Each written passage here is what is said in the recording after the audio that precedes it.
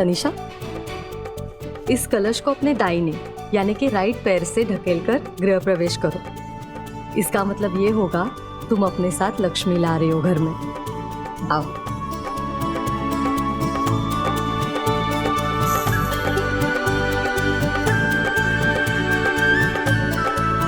इस अलते के थाल में अपने पैर रखकर कदम आगे बढ़ाना, ये तुम्हारे शुभ कदमों की निशानी होगी।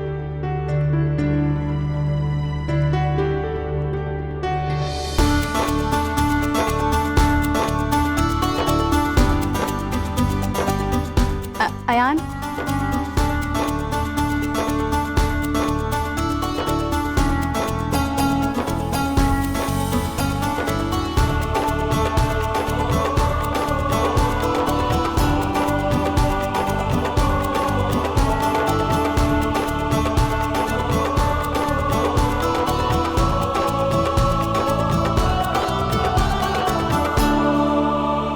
तू फिक्र मत कर लाडो, तुझे यहाँ कोई परेशान ना करेगा। हम बस काम ढूंढ कर आते हैं। अब इतने बड़े शहर में रहना है तो पैसा तो कमाना पड़ेगा ना, घर भी ढूंढना पड़ेगा। हमेशा इस होटल में तो ना रह सकते। ना बापू साहब, मैंने अकेला छोड़कर ना जाओ। मैंने कुछ नजर ना आ रहा, मैंने बहुत डर लग रहा है बापू साहब, प्लीज। अरे डर किस बात का है? किसी को ना पता कि हम यहाँ हैं। तू आराम कर ले, मैं हर प्रताप आते। मुझे माफ कर दो बापू साहब, हमारी वजह से तै लोग इतनी बड़ी मुसीबत में फंस गए हो। माँ बचपन से ही हमारे को फालतू और गले का बोझ समझती थी ना। देखो, मैं सच में आज तारी जिंदगी की सबसे बड़ी बोझ बन गई बापू साहब। मैं तो तारी हिम्मत बनना चाहती थी। किस्मत का खेल तो देखो तारी सबसे बड़ी कमजोरी बन गई। हो सके तो मैंने माफ कर दो बापू साहब। इस बोझ को ढोने का पाप हमारे सर है। माता रानी मैंने कभी माफ ना करेंगी, कभी नहीं। ना लाडो ना, मेरी बच्ची, तू तुम्हारे लिए कभी भी बोझ ना थी। अरे बेटा, जिंदगी में उतार चढ़ाव तो आते रहते। पहली बार में ही ऐसे थक जाएगी तो आगे जिंदगी कैसे जिएगी? और बेटा, मुंबई बहुत बड़ा शहर है, घने डॉक्टर बैठे हैं यहाँ। कोई ना कोई थारी आंखें जरूर ठीक कर देगा। और कल तो पहली डॉक्टरनी से मिलेंगे और मुझे पूरी उम्मीद है कि थारी आंखों की रोशनी वापस आ जाएगी। अरे बापू साहब सब ठीक कर देंगे लाडो। हमारी बच्ची। और थारे बापू साहब की मदद करेगा ये प्रताप। मैंने भूल गए थे दोनों। हमारा बच्चा। अरे यहीं खड़े खड़े बातें करता रहेगा या चलेगा भी हमारे साथ? लाडो तू आराम कर, हम जाकर आते। बापू साहब, क्या हुआ लाडो? हमारी एक विनती है।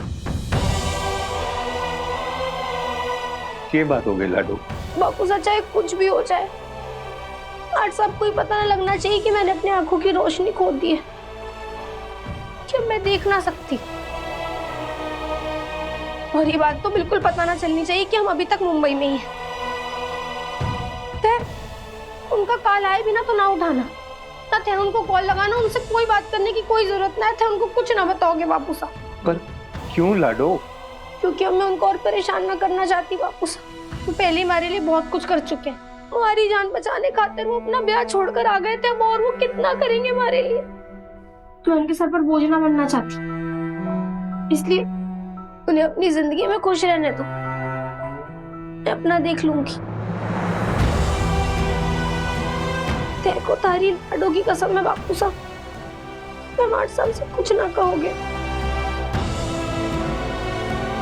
ठीक है, कुछ ना कहूंगा उनसे।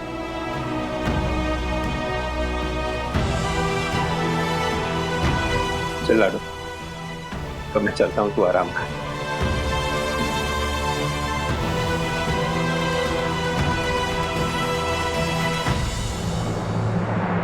दादी, ये इतनी सारी थालियां? अभी एक और रस्म बाकी है बेटा। अब कौन सी रस्म बाकी है? यही थाली उठाने की रस्म। और इस रस्म से हमें पता चलेगा कि हमारी घर की नई बहू यानी कि तुम इस घर के रिश्तों में कितने अच्छे से तालमेल बना के चलोगी। यहाँ रखी हर थाली एक एक घर वाले का प्रतीक है, जिसे अयान अपनी तलवार से दाएं बाएं करेगा और इन थालियों को बिना आवाज किए एक एक करके उठानी है तुम्हें। याद रखना, बिल्कुल आवाज नहीं होनी चाहिए। हाँ, और अगर आवाज आई तो फिर जिंदगी भर की अनबन पक्की है, सोच लेना तुम। ओह गॉड हेल्प मी। क्या माँ आप भी क्यों डरा रही हो बेचारी को? तनु बेटा जस्ट रिलैक्स, ये बस एक रस्म है और इससे कुछ डिसाइड नहीं होता। वैसे भी तुमने घर में सबका दिल पहले से जीत लिया है, तो फिर इसमें कुछ भी होगा तो स्ट्रेस मत लेना।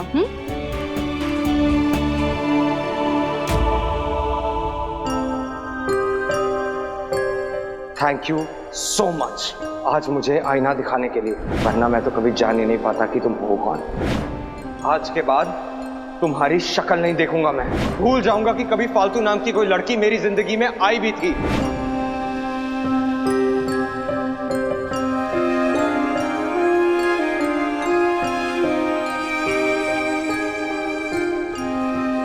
ने हमारे को बहुत बड़ी शिक्षा दी है माट साहब, सपने पूरे करने की लगन दी है, जीतने की उम्मीद दी है, और जब तक ये उम्मीद है ना, कोई इंसान कभी हार ना सकता।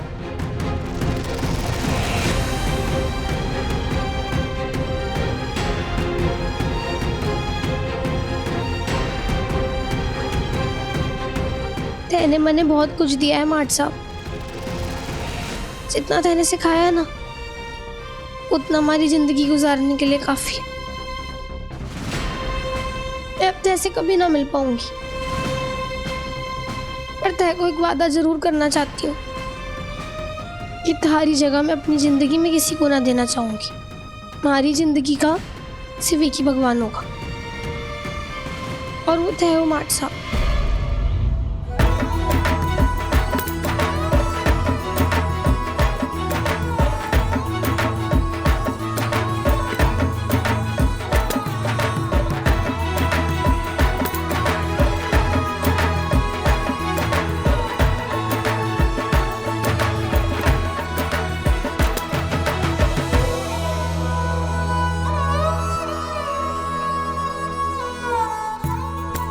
चलो तनिषा, थालियां उठाओ बिना आवाज किए। हाँ हाँ बिल्कुल बिल्कुल, कम ऑन तनिषा।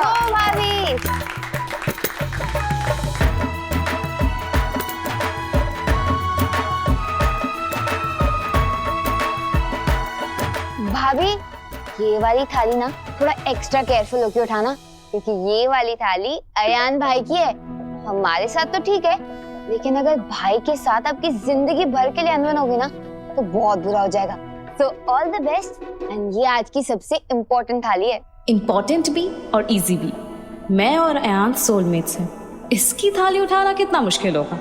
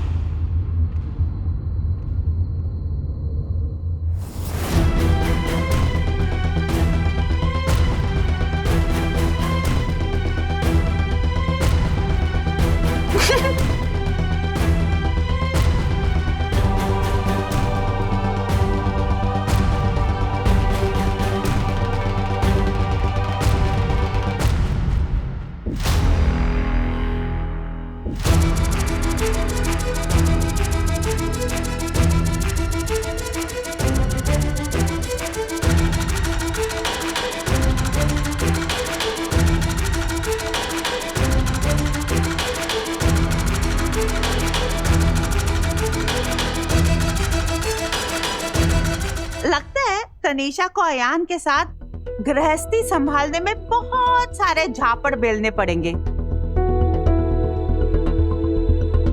पापड़ बेलने पड़ेंगे? समझ गया। नहीं नहीं दीदी, ऐसी कोई बात नहीं है।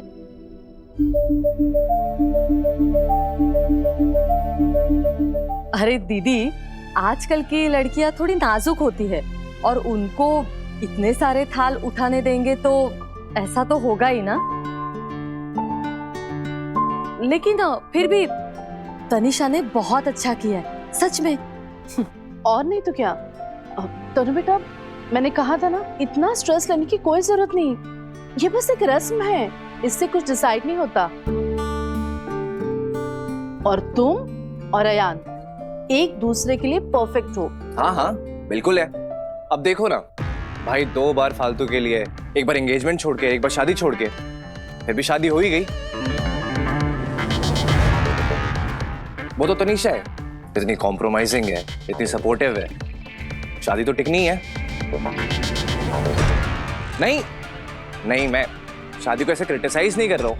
मैं बस ये कह रहा हूँ कि फालतू जैसी चालाक लड़की भाई को जो अपने मतलब के लिए यूज कर रही थी, वो इन दोनों को अलग नहीं कर पाई, तो फिर ये रस्म क्या चीज है? सिद्धार्थ, आखिरी बार बोल रहा हूं मैं, सिर्फ तुझे ही नहीं, आप सबको, इस घर में फालतू के बारे में आज के बाद कोई बात नहीं होगी।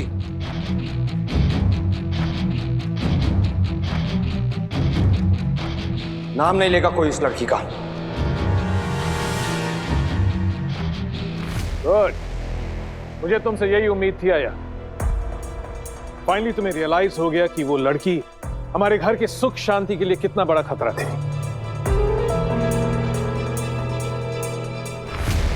आई थिंक अयान को रेस्ट करने की जरूरत है, थक गया होगा। चले अयान।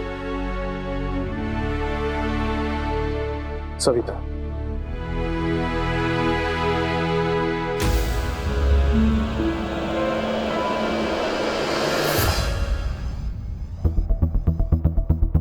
आयु बेटा,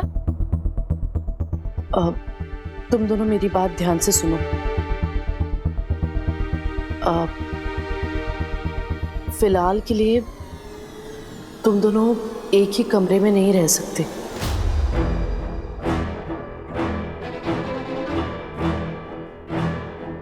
मैं समझी नहीं मॉम, पर अब तो हमारी शादी हो चुकी है ना। तनु, कनिका का फोन आया था। तुम्हारे गुरुजी ने कहा कि अगले 1 महीने तक तुम दोनों अपना मैरिड लाइफ आगे नहीं बढ़ा सकते।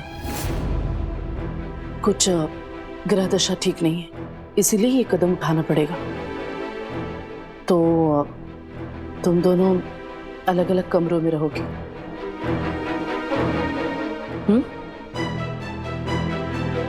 यस माँ।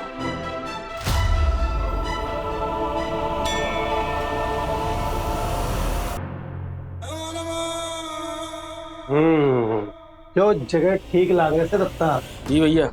और क्या है ना, पुलिस हम लोग को ढूंढेगी तो बार क्लब या ऐसे वैसे होटल में ढूंढेगी, और ये तो फैमिली होटल लाग रहे से है, और स्टेशन के पास भी है।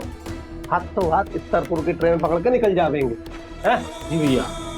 ओए कोई है के? हाँ सर। अरे आज रात रुकने के लिए कोई कमरा उमरा मिलेगा? हाँ मिल जाएगा, आप अपना आईडी कार्ड दे दीजिए। दे भाई दत्ता।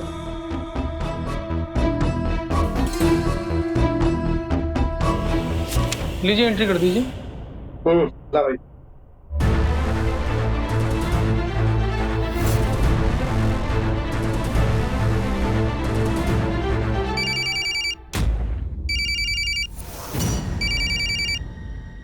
दत्ता, तू एंट्री कर दे। मैं देखूं हमारी सजनिया के लिए कोई नई इंफॉर्मेशन आई है के? हाँ भाई रतन सिंह, मैंने ये बताने के लिए कॉल किया है कि फालतू अभी भी मुंबई में है प्रताप के साथ। कल से मैं ऑफिस ज्वाइन कर रहा हूँ, तो जो भी मीटिंग शेड्यूल की है, आई नीड एन अपडेट। सारी रिपोर्ट्स आज शाम तक मिल जानी चाहिए। बहुत टाइम वेस्ट हो चुका है, और टाइम वेस्ट करना अफोर्ड नहीं कर सकते। ऑलराइट?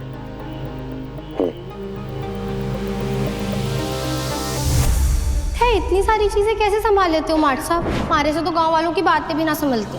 थोड़ा वक्त लगा, फिर सीख गया।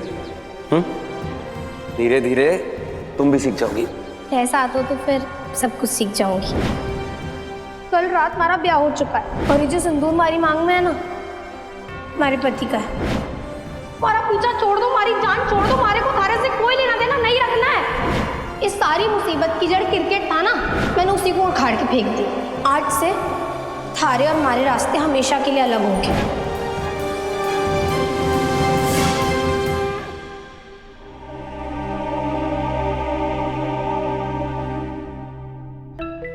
अरे बुआ आप, अरे मैं वैसे ही नीचे आने वाला था। आई एम श्योर आपको बाबा ने भेजा होगा। चलो वैसे ही बहुत तेज भूख लगी है, आओ। आयान रुको, तू शायद भूल रहा है, मैं तुझे अच्छी तरह से समझती हूँ। अभी थोड़ी देर पहले जो तूने सबके सामने फालतू के बारे में बोला, वो क्या था? जबकि तू भी जानता है कि फालतू ऐसी लड़की नहीं है, वो किसी को धोखा नहीं दे सकती। फिर तूने वो सब क्यों बोला? क्योंकि वही सच है बुआ। मैंने वही कहा जो मैंने अपनी आंखों से देखा, अपने कानों से सुना। सुहागनों के मंदिर में आई थी फालतू, अपने पति के लिए पूजा कर रही थी, मांग में सिंदूर भर के। अरे को हमारे पति के बारे में जानना था ना, आ गए, साक्षात दर्शन कर लो। बहुत खुश थी वो। एक बार नहीं सोचा उसने कि हम लोग उसके लिए कितने परेशान थे। माथे पे इतनी सी शिकन भी नहीं थी उसकी। आप कितनी भी चिंता कर लो उस लड़की की बुआ, लेकिन वो लड़की अपने पति, अपनी फैमिली के साथ खुश है। इतनी खुश कि उसने आपको एक कॉल करना भी जरूरी नहीं समझा बुआ। उस लड़की को अब किसी की जरूरत नहीं है, और हमारी तो बिल्कुल नहीं। तो अच्छा होगा कि हम भी उसे भूल के अपनी लाइफ में आगे बढ़े। आयान, पर ऐसा भी हो सकता है नहीं हो कि सकता वो, जो मैंने देखा उसके अलावा और कुछ नहीं हो सकता। और अब मैं इस बारे में और कोई बात नहीं करना चाहता। पहले ही बहुत टाइम खराब कर चुका हूं मैं उस लड़की के पीछे। बहुत झूठ बोल लिया घर वालों से, तनु से। अब मेरा सारा ध्यान तनु के लिए है, मेरी फैमिली के लिए है। इट्स हाई टाइम मैं अपनी रिस्पॉन्सिबिलिटीज को समझूं। बाबा और तनु ने मुझ पर जो भरोसा किया है, उसकी कदर करूं।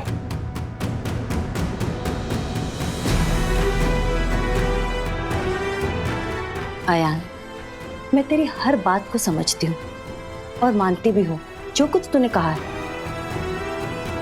लेकिन बस मेरे एक सवाल का जवाब दे दे। क्या तुझे तनिषा से प्यार है?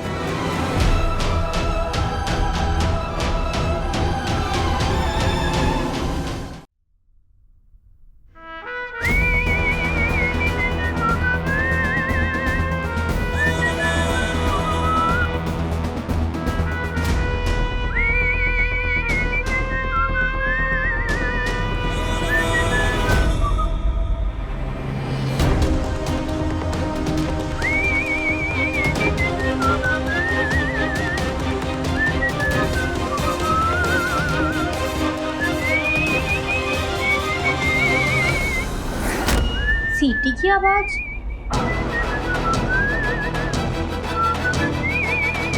प्रताप भैया,